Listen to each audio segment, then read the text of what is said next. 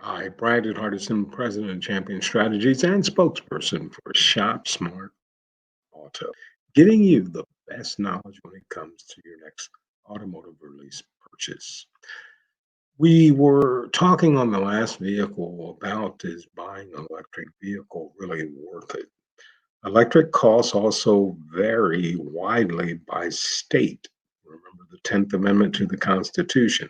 Certain states like Alaska, Hawaii, and California have a high cost of energy in general, which could drive up your electric bill, but costs will still be lower than owning a vehicle that uses gas.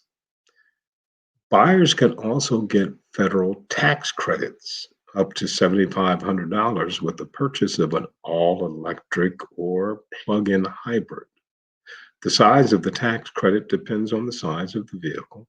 Some states have their own tax credit for electric vehicles. We can get this information by going to the Department of Energy's website.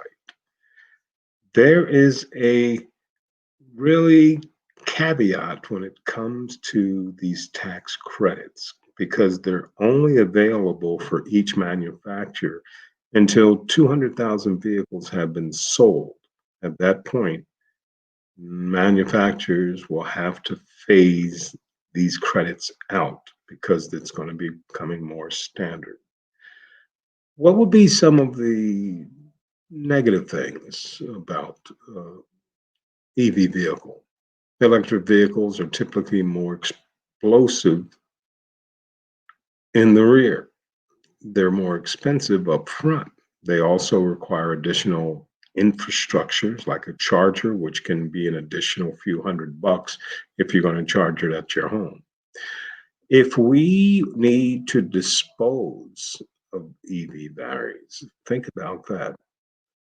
If we look at what's been happening at our current landfills, and now we're talking about destroying the EV batteries, there's going to be a challenge that must be addressed by every municipality, hamlet within the states, naturally going by the federal guideline rules.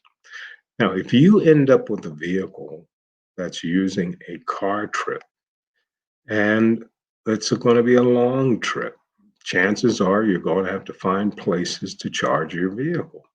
And just because there's a place listed online to charge doesn't necessarily mean that the infrastructures currently working would support the larger load. With that said, are there problems with charging? Yes, we need to start looking at it because they do take a long time to charge. If you're in a hurry, there's a backup. Where there's no backup, I should say. This may be something that each municipality is going to have to deal with in the future.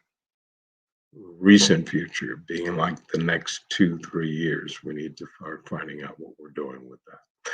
Once again, Brandon Hardison, President Champion Strategies for Shop Smart Auto. And as always in parting, you go out and you make it a champion day.